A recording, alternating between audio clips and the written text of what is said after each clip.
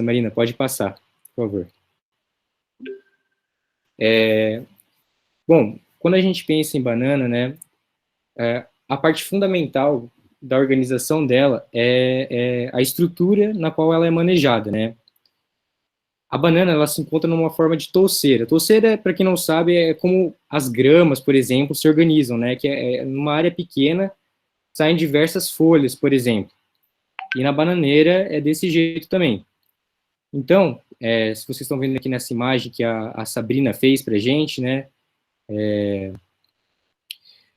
Ali na parte central de baixo, onde parece sair umas raízes, é uma estrutura chamada rizoma. Essa estrutura ela é um caule subterrâneo que, que é a parte mais central e importante da bananeira. É de lá que saem as raízes, é de lá que saem esses caules, que chamam pseudocaules, mas para ficar numa conversa mais tranquila, no nosso diálogo, vai chamar ele de caule mesmo. Então saem esses caules. E a forma que essa touceira é organizada é em forma de família. E a gente chama no SAF de avó, mãe e filha, né? Essa forma de organizar. E essa forma de organização é muito importante porque é ela que vai dizer como que a banana vai se comportar dentro do bananal, se ela vai estar saudável, a qualidade dos frutos, e como a gente faz para organizar essa estrutura. Pode passar, Marina, por favor. A gente seleciona uma avó, uma mãe e uma filha. O que quer dizer cada uma dessas classificações, né? A avó, ela é a maior planta que já está produzindo, né? Essa é a avó. A mãe é uma planta intermediária, que ela já está com as folhas mais abertinhas e que vai virar a avó depois. E a filha é o broto mais novo que tem, bem herbáceo, né? Bem suculentinho assim, e que vai virar a mãe e posteriormente a avó.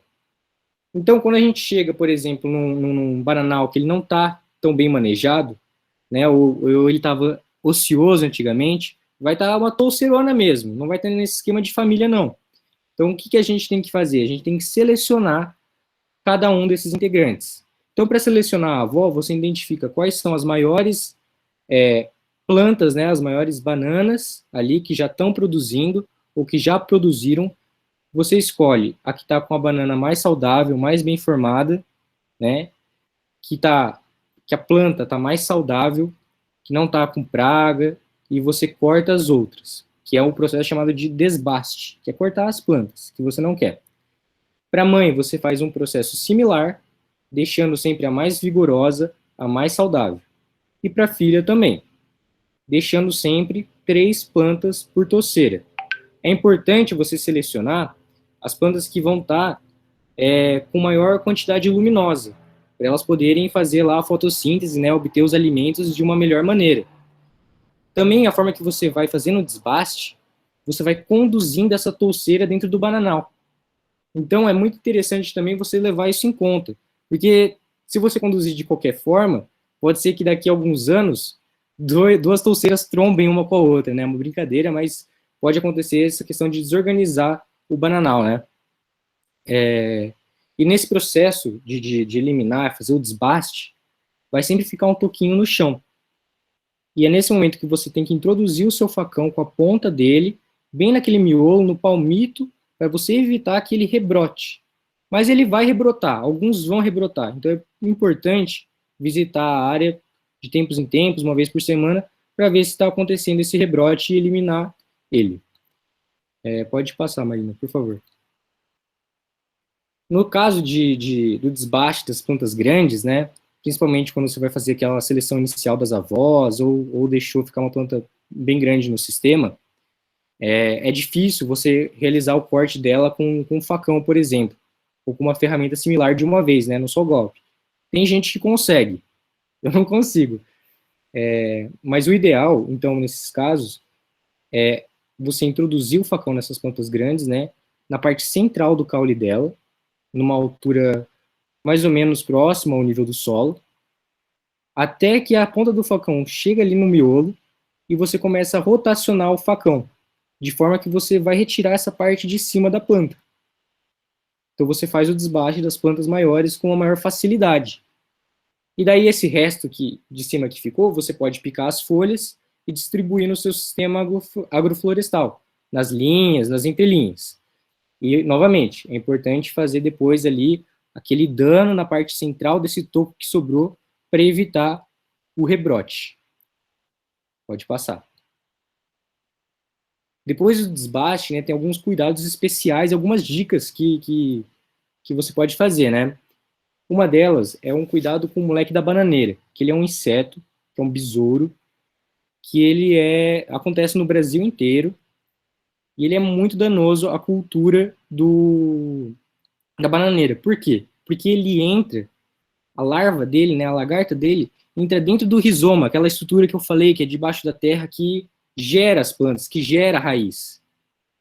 Então ela começa a comer aquilo e a bananeira pode morrer. E outra, essa entrada dela pode ser uma entrada para fungo, para um fungo que dá uma doença chamada mal do Panamá, que é uma das piores doenças que pode acontecer para sua banana. Então, controlar esse besouro é muito interessante. Por isso, que no momento que você corta aquela parte da banana, quando você faz o desbaste, você pica as folhas e a parte do caule, que é aquela parte meio cilíndrica, né, meio comprida, assim, você pode cortar ela no sentido do comprimento, que é o sentido longitudinal, e depois ir picando ela no sentido transversal, formando mais ou menos umas telhas. E esse é o nome mesmo, é telha, de bananeira. E você coloca ela perto da banana, ou em algumas outras regiões, mas preferencialmente perto da touceira, da família. Para quê? Para o besouro ser atraído para essa telha, entrar nela, e daí, em vez de ele entrar e danificar a sua banana, ele vai entrar na telha. E depois você pode fazer a catação e eliminar esses besouros de tempo em tempo. Então, é uma forma de fazer um controle acessível, barato, o material que você vai precisar, você já vai obter no momento do desbaste. Outra coisa interessante também para controlar o besouro da bananeira é naquele momento que você vai danificar a parte central da planta, você fazer o copinho, que eles chamam. Então, é você insere o facão ali no meio, rotaciona o facão, ou se quiser, você faz tipo um corte ali no meio, um quadrado, e você retira uma espécie de um cubo ali do meio, e gira o facão de novo ali dentro. Vai gerar uma cavidade, né, um buraco, e esse buraco vai encher de um líquido da bananeira. Isso vai dificultar a entrada do moleque da bananeira. Tem gente que põe palhada ali também, para evitar que esse moleque entre. Então, é uma maneira interessante. Essa telha que eu comentei também, que faz o controle, você pode utilizá-la para outras finalidades. Por exemplo, se você tem uma horta que é mais sensível ao estresse hídrico, ou seja, é mais sensível à falta de água, você pode enterrar essas telhas, que elas vão fornecer água para sua horta, ou para uma planta, uma mudinha que você está inserindo ali no seu sistema agroflorestal, para deixá-la mais resistente à falta de água, por exemplo. Pode passar, Marina. Ó, qualquer coisa, gente, quero ressaltar aqui que se tiver alguma dúvida, pode ir fazendo, viu?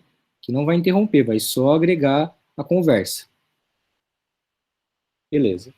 Outra questão importante de se fazer ao longo do tempo, né, é a desfolha, que nada mais é do que uma poda sanitária, uma poda para promover a saúde da planta. Então, qual folha você vai escolher? Você vai escolher aquelas folhas que estão mais velhas, que estão mais alaranjadas, mais danificadas, e você vai deixar aquelas folhas que estão na parte de cima da banana, né? Que são aquelas folhas mais bonitas, maiores, mais verdes. E por que é interessante fazer essa desfolhe? Por que é necessário? Porque essas folhas velhas, elas podem ser abrigo para insetos considerados pragas para a bananeira.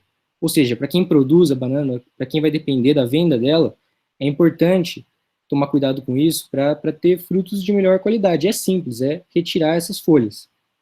Outra coisa é que ali também podem se alojar aranhas. Por exemplo, a aranha da bananeira, que é a armadeira, uma das aranhas mais perigosas. Então, quem estiver realizando o manejo pode se ferir e dar muitos problemas. Outra questão também é que, às vezes, a fauna local, tipo pássaros, podem aproveitar aquele lugar para fazer ninho. E depois, no momento que você for fazer o manejo da bananeira, isso pode danificar aqueles ninhos, pode machucar os passarinhos. Então, para evitar isso, é sempre importante deixar a banana limpa. E esse material da folha que é retirado, você pode picar ele e distribuir nas linhas e entrelinhas do sistema, que ela vai fornecer água e nutrientes de volta para o sistema. E também, no momento que você vai realizar a desfolha, é interessante que você já olhe para ver se tem rebrote dos desbastes. Então, quando você vai fazer a desfolha, você pode aproveitar e eliminar o rebrote. Pode passar, Marina. E o cacho, né? Como que você faz o manejo dele, né? Para a gente obter umas bananas mais bem formadas, né, mais nutritivas, mais saborosas, é muito importante a gente saber o momento certo de retirar o coração. O que é o coração? O coração é essa estrutura aí, ó, meio roxa, que é o meristema apical, é o nome científico dela, mas é a parte que vai girar as flores. E é uma parte que demanda muita energia da planta. Então, a fim das bananas ficarem bonitas, suculentas, é importante você retirar. E quando retirar? As primeiras flores que saem da banana são as flores que vão virar, de fato, a fruta. E são as flores femininas. Depois começam a sair outras flores que caem. Essas flores são as masculinas, elas não vão gerar banana. Então, no momento que começa a cair as flores, você percebe quando dá um palmo da onde começou a cair as flores para onde começa o coração, uns 15 centímetros, e realiza o corte desse coração. Assim você garante que a fruta vai ficar mais suculenta, mais saborosa e mais nutritiva, agregando valor a ela. E nutriente também, e sabor. É importante não deixar esse coração na sua propriedade, ainda mais se você produz banana, né? Se tem um bananal grande. Por quê? Porque essas partes rosas aí, meio arroxeadas do coração, são chamadas de brácteas. Uma espécie de flor, folha, e ali ficam alojados um inseto chamado trips. E esse inseto ele é danoso tanto à fruta da banana quanto às folhas e à bananeira no geral. Então, para você evitar uma infestação, é melhor você eliminar ela da sua propriedade. Só que você pode dar vários destinos a ela. Você pode utilizar ela na culinária, fazendo ela refogada em algum prato, é bem gostoso. Você pode utilizar ela para alimentação animal, para porcos, para ovelhas, né? Ou você até pode usar numa compostagem, preferencialmente numa região mais distante dessas bananeiras. Pode passar. Né? E a colheita, quando ela deve ser feita? A colheita deve ser feita com as... Opa, pode falar. Qual é o nome do inseto mesmo? Tripes, vou escrever aqui para você. Aí, é esse inseto. Ok, valeu. Nada. Enfim, a colheita deve ser feita quando? Quando a banana ainda está verde. Por quê? Porque ela está mais resistente à colheita. Então, na hora que você for colher, ela não vai esmagar, ela não vai se danificar. E ela é uma fruta que amadurece fora do pé, que a galera chama de climatérica. Então, como é feito? Sempre é feito em duas pessoas. É recomendado ser feito em duas pessoas, principalmente para plantas altas. Uma pessoa vai com o facão, realiza o pique, que é um corte em cunha, na lateral da bananeira. Você vai fazer com que ela tombe. Outra pessoa vai guiando a bananeira, apoia o cacho nas costas, no ombro, e aí a pessoa que realizou o pique vem e corta o cacho da banana. E daí você guarda esse cacho em algum lugar, pode fazer a higienização dele com água sanitária, e você deixa ela num galpão até ela amadurecer e você poder comercializar ou consumir. E esse foi o manejo da bananeira. Se alguém tiver mais alguma dúvida, senão a gente já parte para a parte do começo, que é a parte do VIT. Tem uma coisa, Opa. não sei se você sabe ou não. Na hora de você reproduzir a bananeira, você tem um chamado no nome dos tipos das bananeiras. Tem o chifrinho, o chifre e o guarda-chuva, né? Fala. Não sei se você já ouviu falar. Já. Você sabe um pouco sobre esse assunto assim? Olha, cara, sobre esse assunto eu sei que dá para você fazer a propagação dela, né, vegetativa, que é esse chifre, chifrinho e chifrão, ele pode ser a filha, né? Aquela que eu falei que é a filha, que é o brotinho mais jovem. E o que é recomendado é você vir com uma ferramenta, que agora eu não lembro o nome, não sei se alguém aí pode me ajudar lembrando desse nome, que é tipo uma cunha, e você realiza... Cavador, alavanca. Isso, isso. E você realiza o corte do rizoma, né? E depois você limpa, você tira o chifrinho, e daí você pode enterrar esse rizoma e propagar ele, né? Essa é a forma mais caseira de realizar essa propagação. Eu também tenho alguns materiais, e quem tiver interessado, eu posso passar esses PDFs no e-mail depois, para dar uma aprofundada. Tem um material de manejo da bananeira bem interessante. Tem duas perguntas no chat aqui. A Ana Helena perguntou se corta o coração quando estiver soltando as flores. Ela falou que perdeu um pouco essa parte. Isso, corta sim. Corta sim. Dá um palmo de distância. Isso, acho que é isso. Tipo, o ponto principal é você esperar dar um palmo de distância entre o coração e as bananas que já estão formadas, né? E aí você corta também para parar de gastar, para parar com que a bananeira gaste energia com esse coração, tipo, com esse crescimento dele. E aí tem outra pergunta da Débora: não pode deixar a planta que já deu o cacho? Tem sempre que cortar? Tem, sempre que cortar, dependendo. Se você quer produzir, sim. Senão, não precisa. Mas se você quer produzir, sim, porque ela não vai produzir de novo. Uma vez que a planta produziu, ela não vai produzir novamente. Então, é recomendado que você retire ela.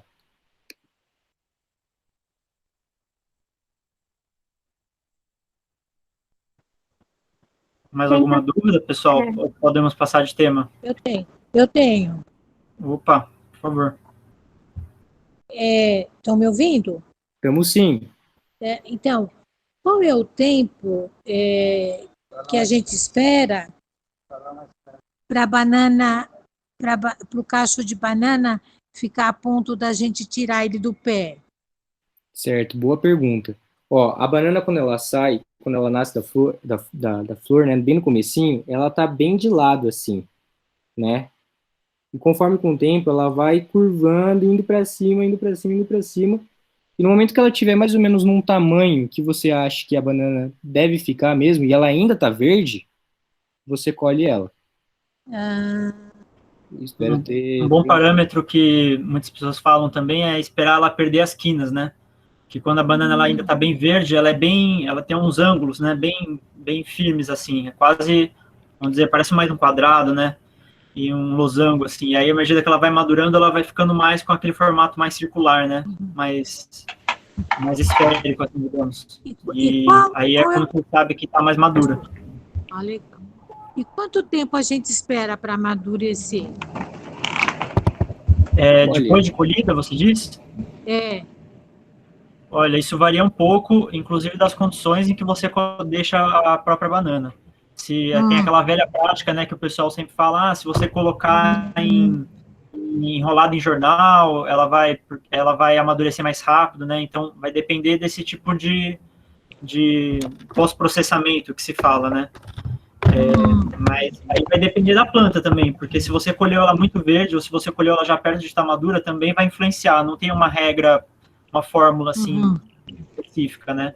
Eu diria que algumas semanas no máximo.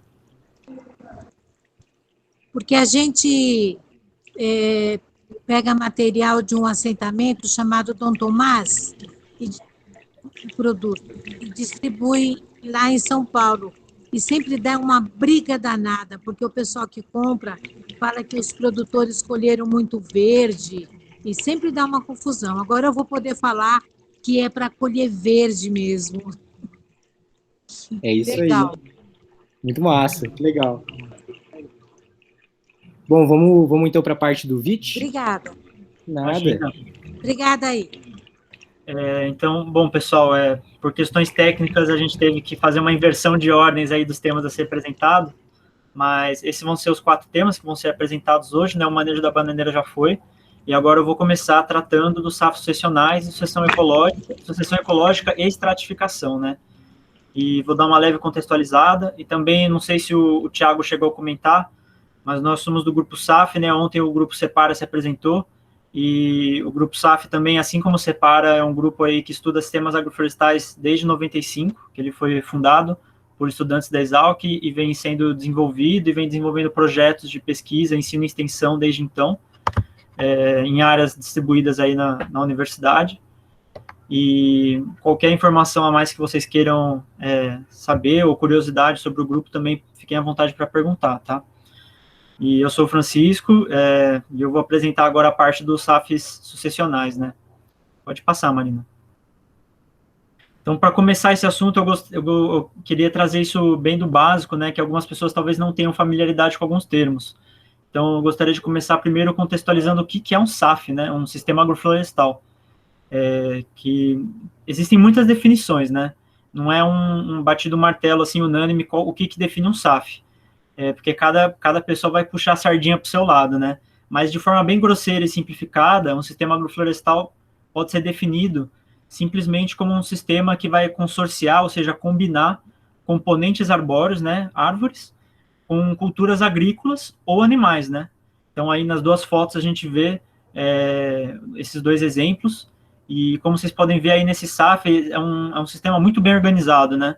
Tem ali, você vê nitidamente o que separa a cultura agrícola, né, e as linhas de árvore, tudo muito bem organizado, e ali na foto da direita um sistema silvopastoril também, que fornece sombra para os animais, etc. E isso é um sistema comumente chamado como ILPF, Integração Lavoura, Pecuária, Floresta, que é um tipo de sistema agroflorestal mais simplificado que tem sido muito pesquisado e tem tido muito investimento por parte do agronegócio, né, por grandes empresas aí do agronegócio e por Embrapa e afins, porque tem demonstrado muito potencial. Pode passar, Marina. O sistema agroflorestal com o qual o nosso grupo tem trabalhado desde que ele foi fundado, sempre preconizou uma base agroecológica de manejo, né? Então, o que isso quer dizer? A agroecologia tem todo um assunto que poderia ser toda uma discussão para uma próxima oportunidade, né? Mas são sistemas que buscam não só ir aos poucos, não busca só incorporar uma árvore no sistema, mas também intensificar essa busca, né, por uma sustentabilidade desse tipo de produção, tanto ambiental quanto social, né? Então, traz esses conceitos de agricultura familiar, da multifuncionalidade da agricultura, da biodiversidade, de evitar essas externalidades prejudiciais, né, da agricultura convencional, como deteriorização do solo, concentração de terra, de renda. Então, tudo isso é incorporado, né, nos sistemas agroflorestais de base agroecológica. Então, a gente pode ver aí na foto, que é uma das nossas áreas aí que o grupo maneja, a nítida diferença, né, com as fotos apresentadas anteriormente. Pode passar, Marina. Então, também para trazer uma base aqui para a nossa discussão, já que a gente vai falar de sucessão ecológica, né, que é o tema, um dos temas, eu gostaria de trazer um breve conceito do que é ecologia, né. Então, eu trouxe aí esse conceito que foi trazido nesse livro, que ecologia seria um estudo científico da distribuição e abundância de organismos e das interações que as determinam. Ou seja, a distribuição de organismos, tanto animais quanto vegetais e qualquer outro reino que seja, num território, e a abundância desses organismos nesse território, ou seja, o quão presente eles são nesse território. E quais as interações que vão determinar esses fatores. Então, tanto interações abióticas, né, ou seja, interação daquele organismo, por exemplo, uma planta com o solo, uma planta com o clima, o animal com o clima, que são interações abióticas que a gente fala, né, e as interações bióticas, que são as interações entre os próprios seres vivos, ou seja, predação, um animal come o outro, herbivorismo, um animal que come uma planta, mutualismo, que também são interações que são relevantes no estudo da ecologia, né. E por que é importante trazer o estudo da ecologia para quando a gente vai falar de agroecologia, né, que inclusive já está no nome?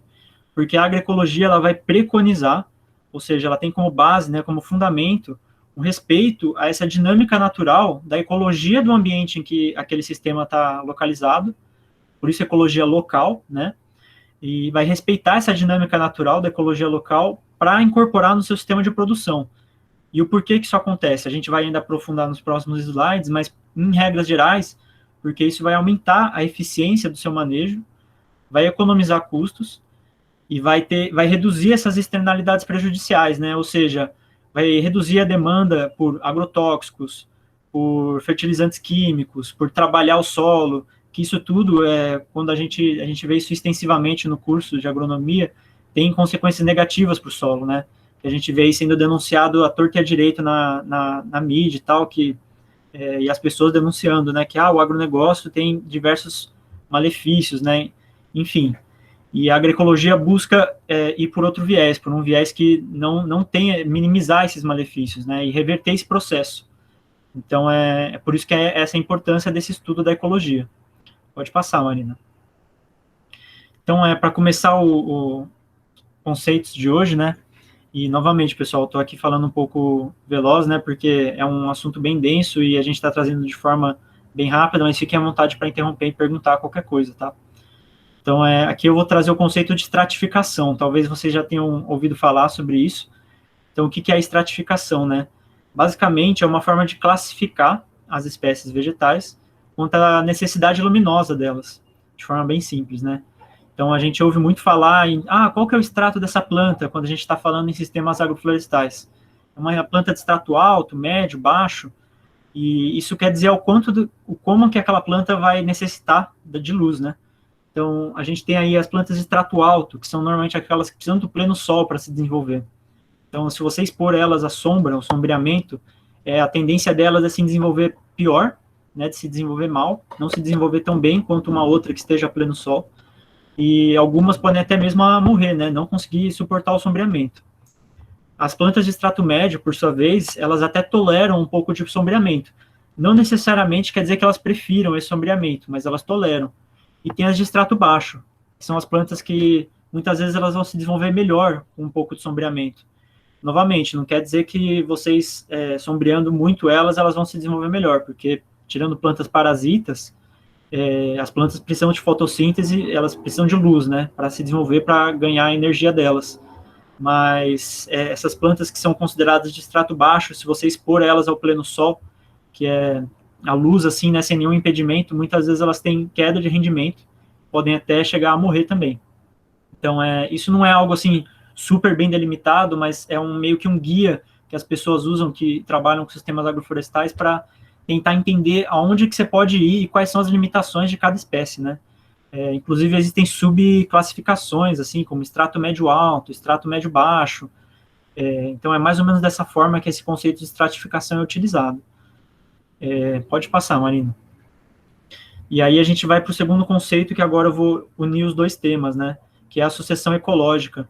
E o que é a sucessão ecológica? Ela é basicamente a evolução de uma paisagem, de um ecossistema, ao longo do tempo. É uma evolução natural que acontece nesse ambiente. A gente tem aí esse desenho, né, que mostra mais ou menos ali um solo abandonado, depois ele vai sendo colonizado por algumas gramíneas e arbustos, depois por alguns primeiros componentes florestais e depois por uma floresta formada, né?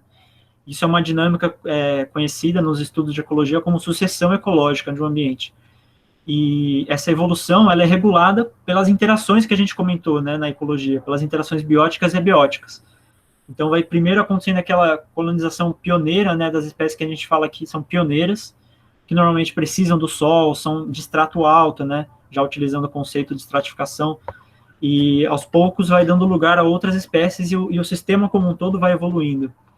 E não sei se vocês separaram no slide anterior e nesse, eu coloquei ali a mesma foto, que é uma foto lá da nossa área. Bem no centro da imagem tem uma árvore, né, que é um cedro, ela está ali sombreada, e essa é uma árvore que vai crescer muito ainda, né? E essas hastes que estão logo do lado dela são de girassol, que é uma das plantas que a gente colocou lá, e isso é uma forma de exemplificar como a gente utiliza esse conceito, né? No momento, o girassol está lá pegando toda a luz para ele, né? E está dando ali um pouco de sombra para a mudinha de cedro. Com o tempo, esse girassol, já, inclusive agora, essa foto foi tirada há alguns meses, né? Agora o girassol até já saiu do sistema, ele já não está mais lá. Então, ele já abriu espaço para o cedro se desenvolver. E é mais ou menos dessa forma, esse é um exemplo bem simples, né? Mas que a gente vai consorciando essas ideias de sucessão ecológica. Então, vai primeiro dando espaço para algumas plantas e depois vai evoluindo para outras.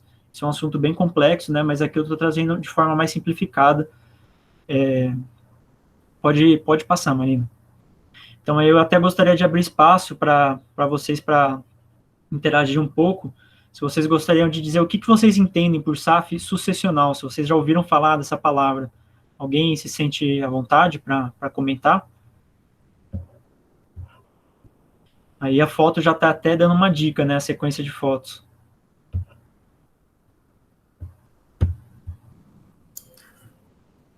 Posso comentar, se quiser. Opa, por favor. O SAF sucessional, sei lá, me corrija se eu estiver errado aí, ou adicionar. Tá? É quando você pensa o design do SAF para diferentes grupos sucessionais. Então, quando você planeja ele, você já está pensando lá na frente, questão de 2, 5, 10 anos. E até o plantio você pode fazer de vários grupos sucessionais no mesmo momento, né? E que uma planta vai meio que criar a outra, né? As plantas mais simples vão criando as plantas mais complexas e tal. Acho que é alguma coisa nesse sentido. Comenta aí. Não, perfeito, Bruno. Acho que a ideia era justamente trazer isso, né? Você já até apresentou alguns conceitos, aquele exemplo que eu trouxe do cedro, né? Você vê que o girassol, ele estava, entre aspas, criando o cedro, né? Ele estava fornecendo uma sombra inicial ali para aquela mudinha. Aí a gente está vendo 3 fotos, elas são 3 fotos da mesma área, que é lá do nosso SAF, do grupo SAF. As 2 primeiras, da esquerda e do meio, foram tiradas no começo e final de 2018, se não me engano. E essa terceira foto, ela foi tirada já no final de 2019. Então, a gente vê aí a evolução de uma mesma área ao decorrer do tempo, né? Então, o SAF sucessional nada mais é do que a aplicação daquele conceito que a gente viu de estratificação e sucessão ecológica num sistema agroflorestal. Então, ele é planejado dessa forma, já desde antes de você começar a implantação dele. Então, você sabe ali na hora quais são as espécies que vão sair antes, quais que são as que vão sair depois, e vai consorciando elas de forma que elas evoluam conjuntas ao decorrer do tempo. Pode passar, Marina. Então, aí a gente vê SAFs sucessionais, né, elas vão aplicar essa dinâmica de sucessão ecológica, como eu falei. Em outras palavras, né, elas vão utilizar esse conceito de evolução natural para favorecer o manejo prático, tanto numa escala temporal menor, como em hortas sucessionais, né, que envolvam somente plantas ali que vão ser colhidas ali até no máximo 1 ano, como a longo prazo, com os componentes arbóreos. Aí também é uma foto lá do nosso sistema, a gente vê os girassóis lá que estavam naquela foto, aí a gente já está vendo eles ali em cima. Embaixo a gente tem abacaxi, a gente tem feijão de porco, que é um adubo verde, que é outro tema que a gente vai trazer, a gente tem couve, e todas elas vão se complementando, né? A gente colheu muito dessa couve, foi muito legal. E à medida que o sistema vai evoluindo, a gente vai conciliando elas para que elas se complementem da melhor forma, né? E pode passar, Marina. Tem uma pergunta, Vit. Opa. Eu não sei qual que é. O sítio, eu não vi o nome, que não está aparecendo para mim, levantou a mão. Eu queria saber sobre... você vai falar um pouco sobre alimentação animal, tipo assim, agrofloresta para animais ou algo assim. Olha, isso é completamente possível, tem muitos estudos que são feitos em relação a isso, inclusive lá na primeira foto, né, teve o sistema silvopastoril que estava sendo apresentado, que é um pouco nessa intenção de ter capim no meio e ir distribuindo gado. Especificamente o nosso grupo, a gente tem pouca experiência com isso, que a gente não costuma trabalhar com componentes animais, apesar de ter, inclusive, uma ex-membro do nosso grupo, que está trabalhando agora com galinhas agroflorestais, né? Ela está desenvolvendo o mestrado dela com esse tema. Aqui na nossa apresentação, no momento, a gente não vai trazer esse assunto, até porque também é um outro assunto completamente diferente, que também é bem dá para ser muito aprofundado, né? Mas é sim um assunto que já existe muito estudo sobre, e tem muito pessoal que implementa, assim, culturas, já planejando para ser dado para os animais. Essa nossa colega aí, que está fazendo mestrado, ela está desenvolvendo esse trabalho, e se você quiser, você pode mandar um e-mail para a gente, que a gente encaminha o trabalho dela depois, se você quiser, tá? Ok. E, bom, para fechar o assunto, então, que esse é um assunto, novamente, ele é muito complexo e dá para aprofundar muito ele. Quem quiser mais informações pode mandar uma mensagem para a gente, um e-mail. Mas para fechar um compilado de benefícios, né, que pode trazer a sucessão ecológica. Vai aumentar a eficiência, né, do seu sistema por meio de complementaridade ecológica. E o que é essa complementaridade ecológica? É justamente aquilo, de espécies que vão vir antes, espécies que vão vir depois, e colocar elas e dispor delas, né, como até já tinham comentado, de grupos ecológicos, né, dispor delas da melhor forma para que uma não atropele a outra, pelo contrário, que elas se complementem e dê benefícios uma para a outra, né, uma cria a outra. Isso vai garantir também, por exemplo, uma continuidade de fluxo produtivo para o produtor, porque se você pega no mesmo canteiro e você tem plantas que vão ser colhidas dali a 30 dias, como uma alface, plantas que vão ser colhidas dali a 60 dias e plantas que vão ser colhidas dali a 120 dias, você tem uma colheita espaçada que vai facilitar não só o manejo, mas dar uma segurança alimentar para o produtor, que ele vai ter diferentes fontes de alimentar ao decorrer do tempo, e também uma segurança financeira, porque ele vai ter colheitas distribuídas ao longo do tempo, ele não vai ficar esperando tanto tempo até a próxima fonte de renda dele. Isso também vai aumentar o leque de possibilidades do produtor, porque quando a gente está falando em consórcios, que é uma combinação de espécies, isso é um assunto muito amplo, né? Você pode ter N consórcios diferentes dentro das suas limitações ali. E você pode escolher de acordo com o que for melhor para você. As espécies que vendem melhor, as espécies que se dão melhor no seu clima.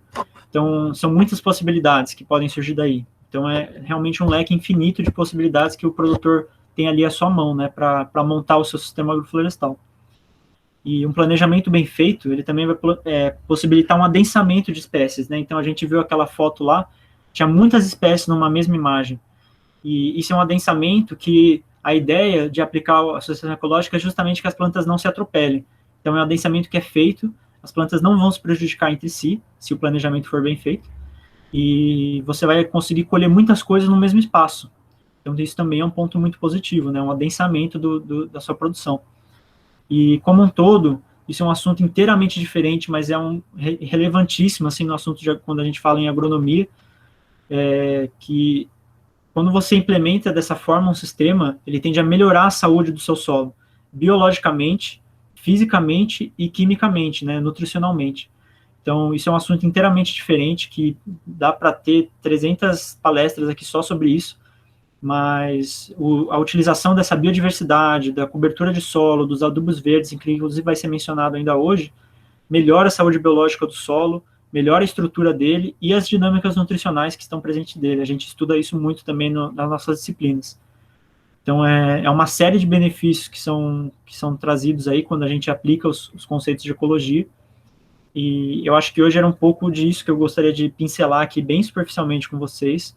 Qualquer dúvida aí eu fico à disposição, senão a gente já vai passar para o nosso próximo tema, que vai ser a Marina que vai apresentar.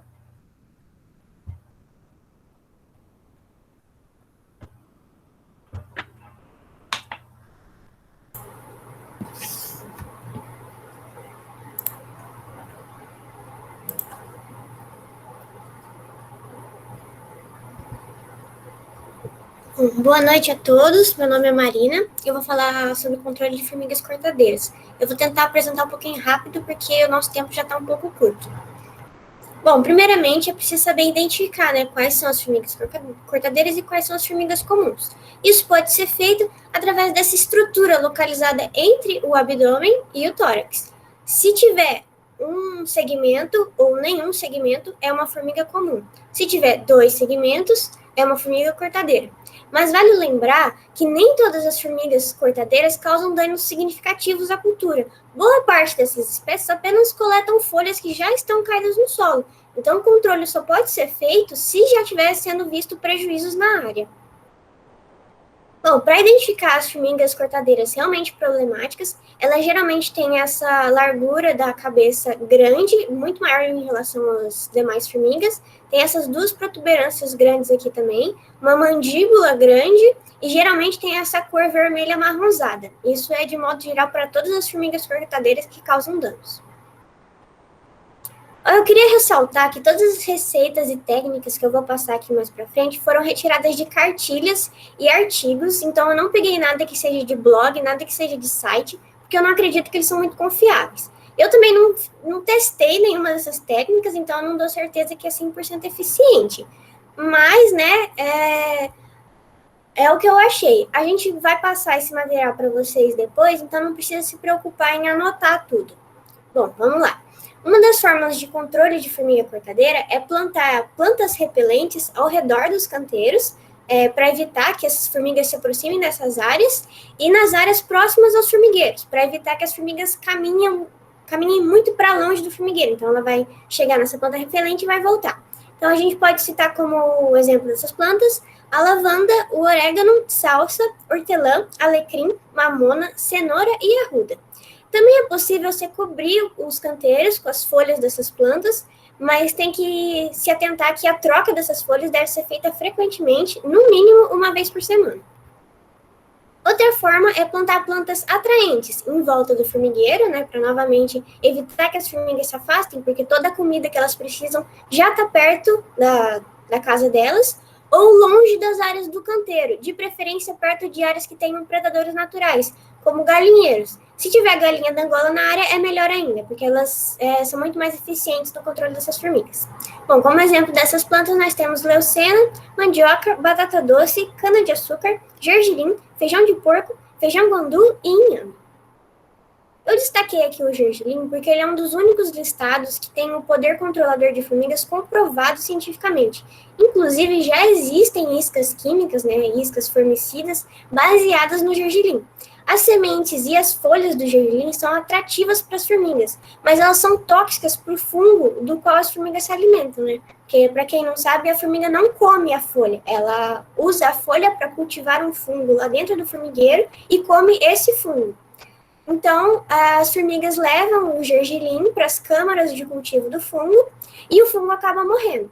Então, a gente pode plantar o gergelim pela área, que daí elas vão colher as folhas e os grãos, ou espalhar a uma distância de 20 centímetros ou do trieiro ou do formigueiro essas sementes compradas no mercado. Dê preferência para sementes cruas, não aquelas torradas que vêm em pacotinho, porque essas torradas já não são mais tão eficazes. Eu vou passar aqui algumas receitas de calda, eu vou passar um pouquinho rápido, mas, de novo, vocês vão ter todo o material, a gente vai passar tudo para vocês. Então, vamos fazer assim. É possível fazer uma calda repelente, né, para aplicar nos canteiros e nas áreas mais afetadas usando alho. Então, a gente tritura vários dentes de alho, mistura com água e deixa de molho por um dia. Aí, cozinha essa calda por 15 minutos e coa. A calda de detergente e vinagre também se aplica nas áreas mais atacadas, misturando 100 ml de detergente neutro, 100 ml de água e 4 colheres de vinagre. Aí você mistura tudo e pulveriza. A calda de arruda é feita com 100 gramas de folha de arruda em 1 litro de água. Ferve durante 5 minutos e deixa de molho por 24 horas. Coe, dilui em 20 litros de água e pulverize nas áreas mais afetadas. A calda de angico é feita com 100 gramas de folha de angico e 1 litro de água. Deixa de molho por 10 dias, misturando todo dia, uma vez por dia. Quando for usar, dilui na proporção de 1 litro de calda para 10 litros de água, ou 100 ml de calda para 10 litros para 100 litros de água, coisa assim. Sempre na proporção 1 para 10. E aplica tanto nas áreas mais afetadas, quanto jogando diretamente nos buracos dos formigueiros. Joga com bastante abundância e tampa os buracos com terra logo em seguida. A calda de sisal é feita deixando de molho 5 folhas de sisal, 5 folhas grandes, em 5 litros de água por 2 dias. Aplica nos buracos do formigueiro em abundância e tampa com terra logo em seguida. A calda de cal virgem, é feita misturando 2 kg de cal em 10 litros de água quente. É importante que seja água quente. Joga nos buracos das formigas e cobre com terra. A calda de esterco e açúcar é feita com 10 kg de esterco fresco, 1 kg de açúcar mascavo ou melaço de cana e 50 litros de água. Mistura tudo e deixa fermentar por 1 semana. Coe e dilui na proporção de 1 litro de calda para 10 litros de água. Aplica nos buracos e tampa logo em seguida. A calda de mamona é feita usando 300 gramas de folhas de mamona em 10 litros de água. Deixa de molho por 24 horas. Aplica nos buracos e tampa. A calda de pimenta é feita triturando 100 gramas de pimenta forte, tipo a pimenta malagueta, é importante que seja uma pimenta forte. Adiciona água só até cobrir as pimentas, então a gente tritura, né, amassa tudo e coloca numa vasilha, qualquer coisa assim, e coloca só um pouquinho de água, só para cobrir. Aí deixa de molho por 24 horas, coe e acrescente uma colher de sabão em pó. De preferência para sabão em pó biodegradável, mas isso é muito difícil de achar, né? Porque daí o caso do biodegradável é para não causar prejuízo no solo. Aí você aplica nos buracos das formigas e tampa logo em seguida. Aí, isso aqui é para o caso das árvores da propriedade estarem sendo atacadas. Então, é possível fazer uma armadilha com um pano, um trapo, estopa, algodão, algum material de tecido. Aí você pega um material resistente, como plástico, lata, mas é importante que ele seja maleável também. E algum tipo de repelente, que eu vou falar mais pra frente. Aí você vai prender o tecido ao redor de toda uma seção da árvore e acima do tecido faz com o material resistente uma espécie de cone invertido, nessa posição. E prende na árvore logo acima do tecido. Aí aplica o repelente no tecido. Ó.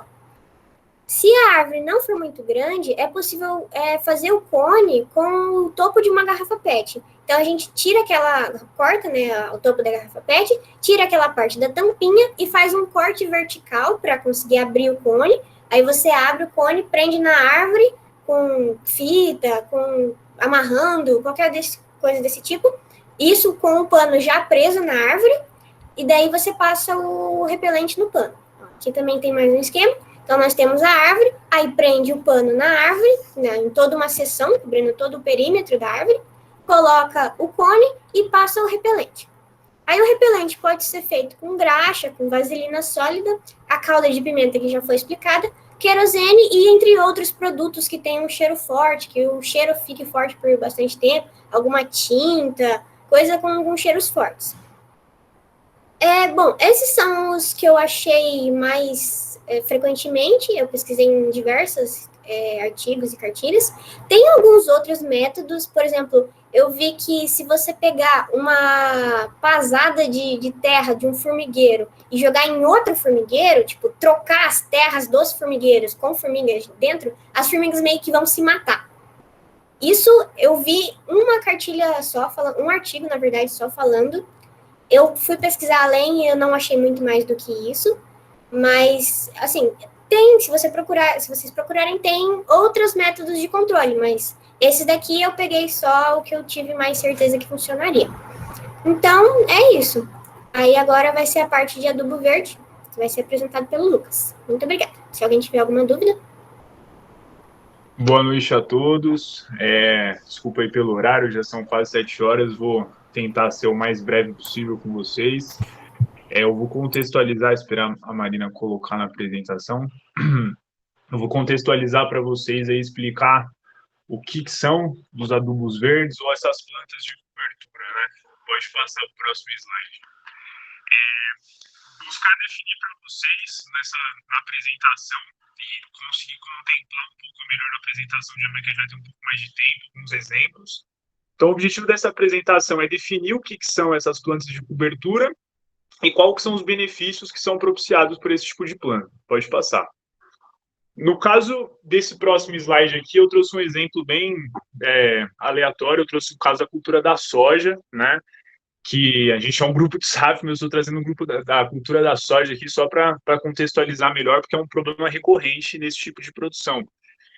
A soja, a gente tem aqui um exemplo como se fosse um ano agrícola, então a soja ela é plantada em outubro e colhida em fevereiro, e você vai ter esse intervalo aqui, né, que de fevereiro a outubro, teoricamente, é um período que alguns produtores ainda têm o costume de deixar esse intervalo, né, que é um período que o solo ele fica totalmente descoberto. Então, você vai plantar de outubro e colhe em fevereiro, e de fevereiro até outubro esse solo vai ficar descoberto. E isso ele vai acabar gerando alguns impactos para o solo, né? Isso vai acabar causando alguns desequilíbrios, alguns problemas químicos e biológicos, por conta dessa falta de cobertura. Então, quando o produtor ele for introduzir de novo a soja no mês de outubro, desse lado direito, ele vai ter mais dificuldade para implementar e, consequentemente, ele vai ter alguns problemas nutricionais, vai ter alguns problemas com plantas daninhas, alguns problemas, inclusive, com até a própria questão da estruturação do solo, e eu vou explicar para vocês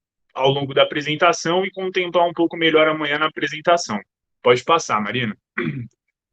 Então, pode apertar aí o primeiro botão. Então, a gente tem aí a definição das plantas de cobertura, que elas são utilizadas basicamente para fazer esse processo de conservação das características do solo. Então, além das características químicas, você consegue conservar as características físicas e biológicas. E aí eu trouxe alguns exemplos aqui de benefícios que as plantas de cobertura elas podem trazer. Pode passar o primeiro aí. A gente vai ter um caso bem clássico, que é a fixação biológica de nitrogênio, que é uma característica das plantas que são utilizadas como plantas de cobertura, as leguminosas, que elas têm uma capacidade de pegar o nitrogênio que está lá embaixo do solo e trazer para a camada mais superficial. Então, as leguminosas, por exemplo, o feijão, ele tem essa característica. Então, o que vai acontecer? Ele vai pegar esse nitrogênio, ele vai deixar ele concentradinho ali, para quando você vier com uma próxima cultura, que seria a sua cultura de interesse, a planta, no caso, a gente usou o exemplo da soja, né? A soja, ela conseguia absorver todo esse nitrogênio que as leguminosas conseguiram concentrar nessa camada superficial. Vale ressaltar que as plantas de cobertura, elas não são utilizadas para comer essas coisas, elas têm uma finalidade específica, que são essas que eu estou mostrando para vocês, que é fazer essa fixação biológica de nitrogênio. Pode passar a próxima característica, Marina, por favor.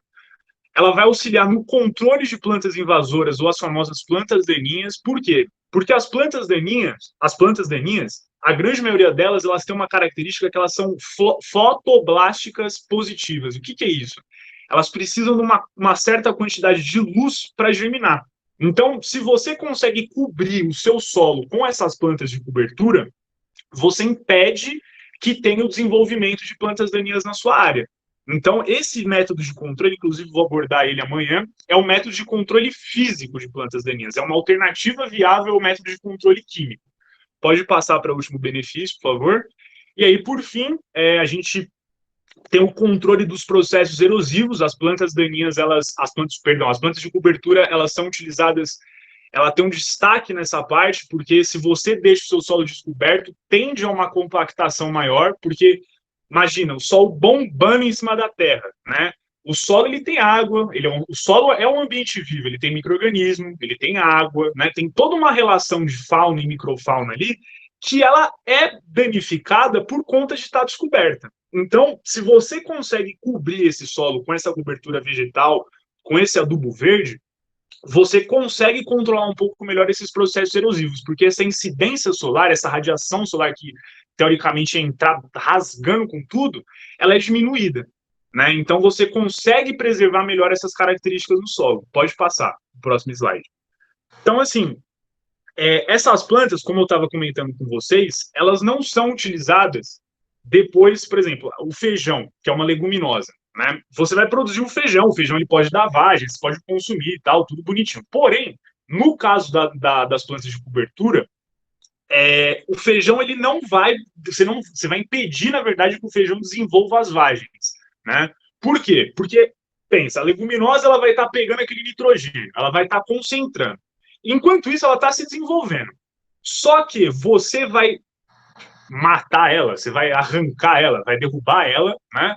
Antes que ela desenvolva essas vagens e as flores. Por quê? Porque senão todo aquele nitrogênio que ela concentrou naquela camada da raiz, ela vai apegar para ela se desenvolver. Então você corta, né? E você vai transformar nessa palhada que está mostrando nessa foto. E essa palhada, ela é fundamental para preservar a umidade do solo. Você preservando a umidade do solo, além disso, você pode ter uma maior capacidade de troca de cátions. O que é isso? É quando você, a partir do momento que você deixa uma quantidade maior de matéria orgânica disponível no solo, a capacidade de troca de cátions do solo, ela aumenta.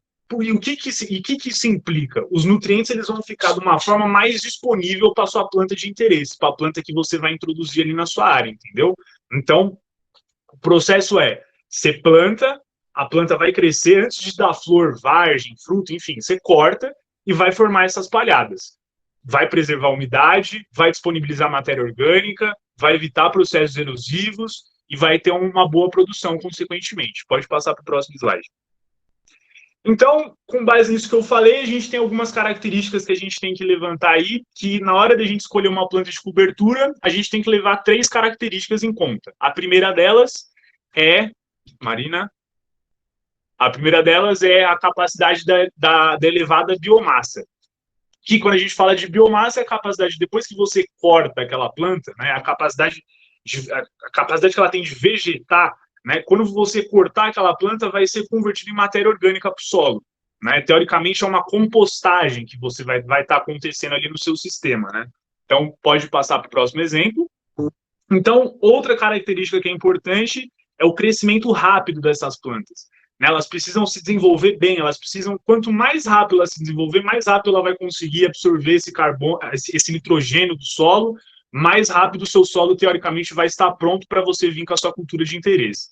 E, por fim, o último exemplo é raízes vigorosas. Por quê? Porque quando você tem plantas de cobertura com raízes vigorosas, você favorece a física do solo. Por quê? Pensa no solo. Aqui, isso aqui é um solo, né? Se ele é duro, ele é compactado, e você começa a colocar raízes que elas são profundas, que elas conseguem se desenvolver bem, elas vão furando esse solo, elas vão descompactando esse solo, e quando você vem com a sua cultura de interesse, a planta ela consegue absorver melhor a água consegue infiltrar melhor no solo, então ela é importante, a importância de você ter raízes vigorosas é por conta disso. Pode passar para o próximo, por gentileza. Aí agora eu vou mostrar alguns exemplos para vocês de algumas plantas de cobertura que podem ser utilizadas na primavera e no verão, mas aí é só fotos mesmo. Pode passar a primeira. Aí tem o caso do milheto, que é bastante utilizado também como uma fonte viável na fabricação de ração, né? Ali pode ser utilizado na adubação verde. Pode passar para a próxima. O feijão guandu, que a gente sabe que a gente pode consumir o feijão guandu, só que o nosso interesse não é consumir o feijão, é adubar o nosso solo. Então, antes dele desenvolver as flores e as vagens, a gente vai, corta, e ele vai formar aquela pilha de palhada que eu mostrei para vocês nos slides anteriores. Pode passar para o último exemplo. E aí, eu acho que todo mundo conhece essa planta aí, se não tem na rua de vocês já devem ter visto ela, que é a braquiária, né? Que, inclusive, dá para você colocar boi, no caso aqui, o exemplo que o Francisco trouxe da integração lavoura-pecuária-floresta, a braquiária é bastante utilizada para você conseguir colocar boi ali no meio, então ela faz a função de proteger seu solo e consegue servir como alimentação para os animais também. E os próximos exemplos vão ser de culturas que são para outono e inverno. Pode passar, por gentileza.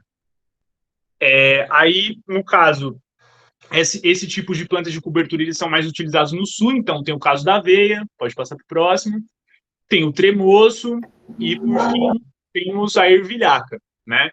E aí o próximo slide eu acho que é interessante, eu acho que vai interessar todo mundo, que é o quê? Eu trouxe um caso que estava até comentando com o Thiago, ele deu essa sugestão para mim, né?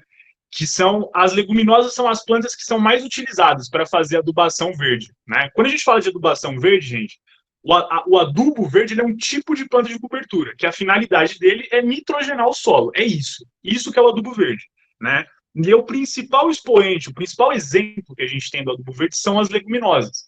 E aqui eu trouxe um caso para vocês, né, de alguns tipos. Oi? Desculpa incomodar, é que eu queria falar assim que outra coisa que vocês esqueceu não sei se vocês sabem ou algo assim, ou se vocês sabem alguma coisa, informação, sobre a questão da braquiária, que ela é muito boa porque ela cresce em terrenos degradados, né? Terrenos assim ácidos. Então, a braquiária, ela tem um poder de desenvolvimento, né?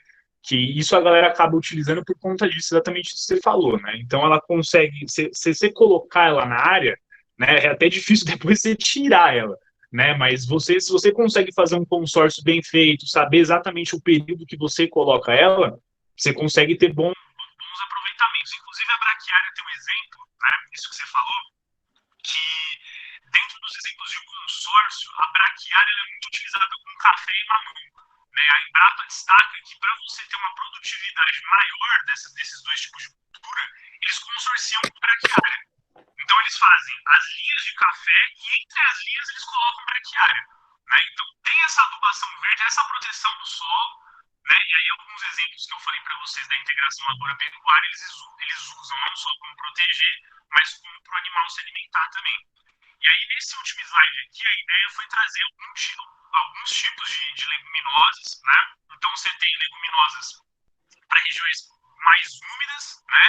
Para condições adaptadas a fogo, você vai colocar fogo, não é isso, né? Condições tipo do cerrado, essas coisas, né? Então, você vai ter para condições de frio, condições mais secas, de sombreamento e de baixa fertilidade. No caso do separa, né? Que é uma área que tem como que a gente pode dizer, um sombreamento maior por conta das árvores, por conta do SAF que eles têm na área deles, aqui seria um exemplo interessante deles usarem o feijão de porco como uma ferramenta ali para fazer a adubação nitrogenada da área deles, né? Seria uma planta que conseguiria se desenvolver bem, a gente tem uma certa experiência que a gente usa na nossa área também, e enfim, e aí tem, por fim, aqui as leguminosas adaptadas às condições mais de baixa fertilidade, né? E aí tem o exemplo da crotalária, o feijão de porco, o angu, enfim. E é isso. Eu acho que era isso que eu tinha que apresentar para vocês. Amanhã eu vou contextualizar um pouco mais com sobre os efeitos que as plantas de cobertura têm na parte física do solo, química e biológica. Se vocês tiverem alguma dúvida, pode ficar à vontade para abrir o microfone e perguntar. Se não, tem um telefone, tem um telefone não, desculpa, tem as redes para contato aí, qualquer coisa. E eu agradeço muito e valeu.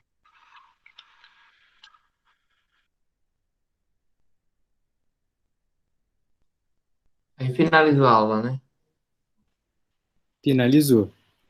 Agora, quem tiver dúvida, qualquer coisa, a gente vai estar aqui para responder. Se quiser conversar um pouco mais. Lembrando, né, que esse contato aí que o pessoal passou, vocês podem utilizar o e-mail, por exemplo, o Instagram, para pedir material. Que a gente juntou um monte de coisa aqui para realizar essa formação. E daí, quem quiser ir mais a fundo, tem esse material aí que o Lucas passou, que é bem interessante, né, Lucas? Que mostra aí as condições de quando você utilizar o adubo verde. E todos da Embrapa, muito interessantes e gratuitos. Então, é exatamente isso que o Thiago falou, né? Se alguém quiser o material, né? Se alguém quiser saber quais os materiais que eu utilizei, se quiser algumas leituras para ver como é que usa um pouco mais a fundo, eu posso mandar para vocês, só entrar em contato, tá aqui meu e-mail, aqui, ó, embaixo da Agrofloresta Tutorial, que tem o meu e-mail pessoal. Aí é só mandar que eu mando para vocês o PDF das coisas que eu tenho aqui. Acho que tem alguém com a mão levantada. Pode falar, pode ficar à vontade. Posso perguntar? Claro. É sobre aquele material que pode ser usado para as formigas cortadeiras. Serve para outros tipos de bichos que atacam as plantas ou é só para formiga? Por exemplo, pulgão. Então, não serve. Assim, tem alguns que servem, eu acho que a calda de alho, talvez, que eu me recordo, serve. Mas o pulgão, ele é bem específico. Para controlar ele, eu recomendo que você pesquise mais a fundo, mas que eu me lembre assim de cabeça, quem estiver fazendo pragas agora, se puder me ajudar, tem alguma mistura com detergente e vinagre. Alguém lembra de algo assim? Mas tem receitas prontas também que você pode pesquisar facilmente em cartilhas que funcionam. Mas essas de formiga eu não recomendo você usar para pulgão, porque nem sempre pode funcionar. Tá certo. Obrigada. De nada.